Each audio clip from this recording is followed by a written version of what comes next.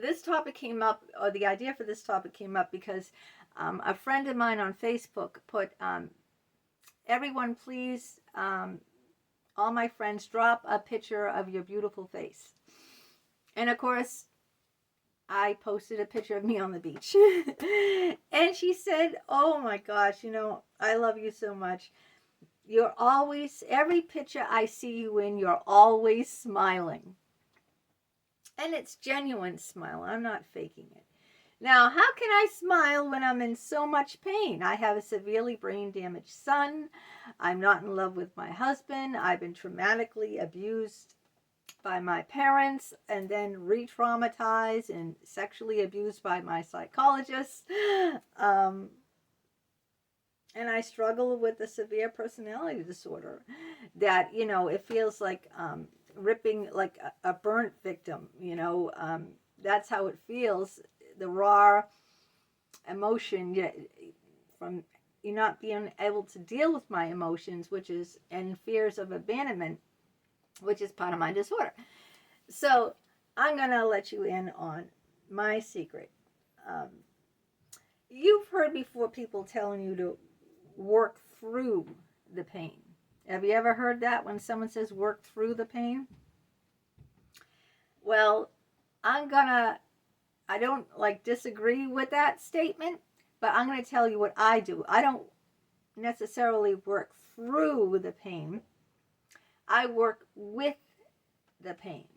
Okay, so there's a difference between working through something than working with something. So let me give you an example. Let's just say, and this happened to me many, many times, that you got laid off from your job. You have no job. You're on unemployment. You've been looking for months for work. You're not getting any luck, okay? Now, how do you work through, how do you work with that? How do you work with being unemployed? To me, I started writing books, okay, about my experiences.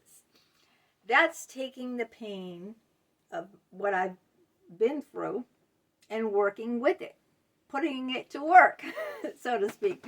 So if you found yourself, like during COVID, when a lot of people lost their businesses or they lost their jobs because everything closed down, to work with the pain, you would say, how can I take what I'm going through now and make that into something, right?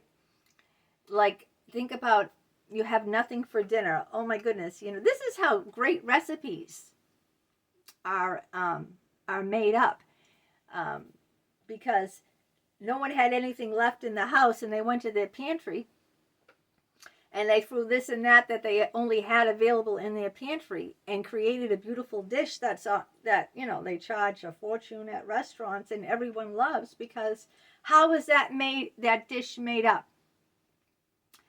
By going to the pantry and, using what they had, working with something. See, that's how you work with something.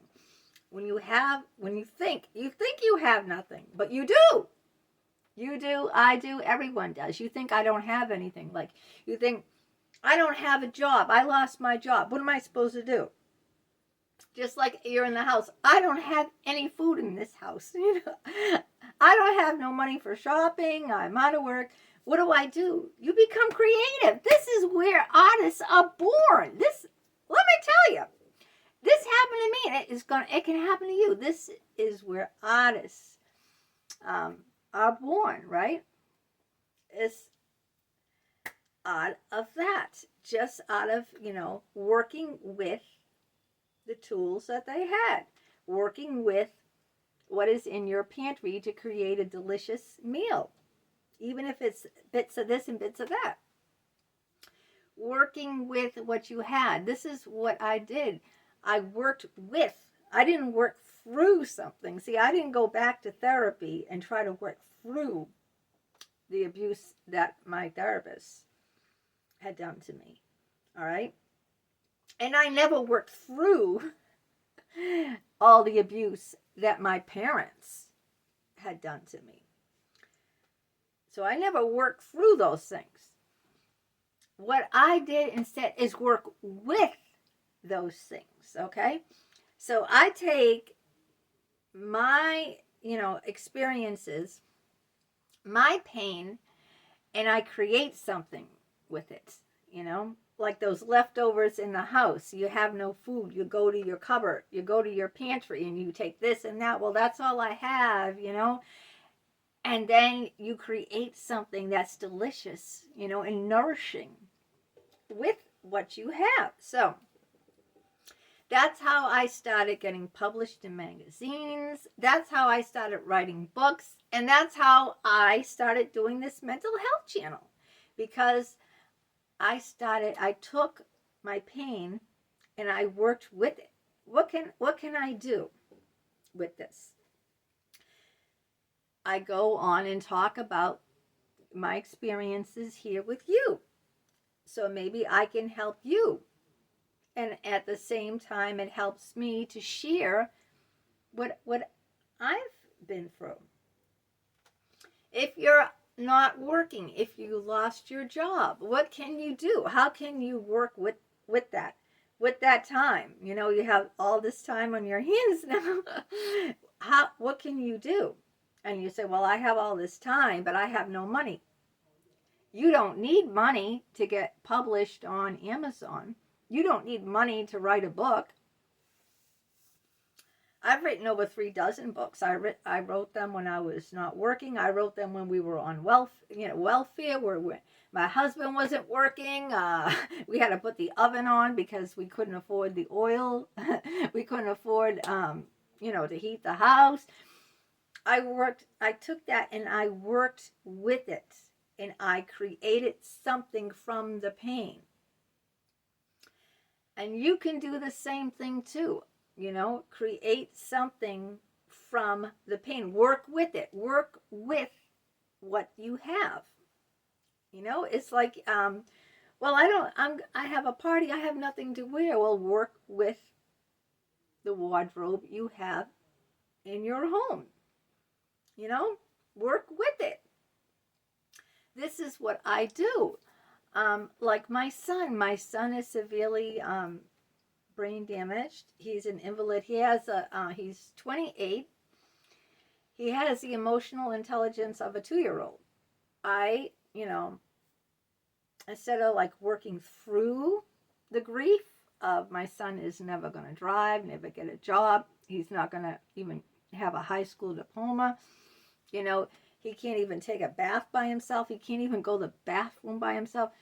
Instead of like trying to work through that deep, intense grief, I work with my son. I work with my son on the level that he is at. So he's on a 2-year-old level.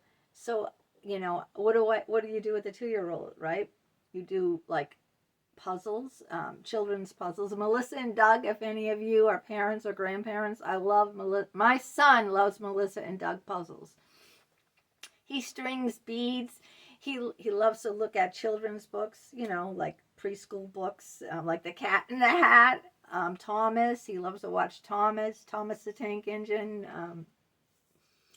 So I get on the floor and I interact with my son on his 2-year-old level. So I work with that, and I get immense pleasure from being with my son where he's at, instead of being in deep grief saying, oh, he can't, there's that word, can't, he can't drive, he can't get dressed, he can't get an education, he can't get a girlfriend, he can't he can't even go to the bathroom. You see, instead of saying he can't, you work with what you have. And and I immensely enjoy his company because he enjoys simple things. He loves flowers. I have a fresh bouquet of flowers in my dining room. I buy them every week because I love flowers. And he says flower it. You know, he picks a flower out of the bouquet and he takes it home. I buy children's books and he picks a few books. I have a big trunk, a big chest, a Winnie the Pooh chest of children's books. And he picks a few books to take back to his place. And I enjoy his company, similar to, if you're a grandmother, I don't know people's ages out there, similar to like if he was my grandchild. If my son had, my other son Austin, had a child who was 2 and I was a grandmother, it would be very similar to that. So this is how I can smile through the pain, you know. It's not like, it's not, because I don't really see it such as pain. You know, my mindset isn't, you know, I'm enjoying what I have on the level that I have it. I'm working with it, you know, instead of complaining. There's no food in the house, I'm going to go starve. I don't have money for food, I'm out of a job. Create, use your imagination. You got to have something in the house. Whip up something, you know, really far out, and, you know, that you would never think of, you know, just by what you have on hand. You have all this time, write a book. Make a YouTube channel. They pay you if you get enough subscribers and watch time. And it doesn't cost, even if you don't get money off your YouTube channel, it doesn't cost you a red cent, right? We all have phones. We all can, you know, we all have laptops or something like that in our homes. So it's as simple as that. So I work with what I have, and I notice I derive a lot of personal satisfaction from doing that. And I feel good about myself from doing that. And then I really am genuinely smiling because I'm working with what I have instead of fighting it or trying to work through something, see? Instead of trying to, you know, work your way, push your way through something, you're working with what you have in the moment and being there and enjoying that where you are. Because later on, when you get that job, you know, then you won't have all that time that you have now, that you could have written a book, you know, that you could have put up videos, that you could, you know, you won't have all that time, and you look back and say, oh, you know, I complained and I was upset, you know, but I had all that time when I was unemployed and I didn't really work with it, you know.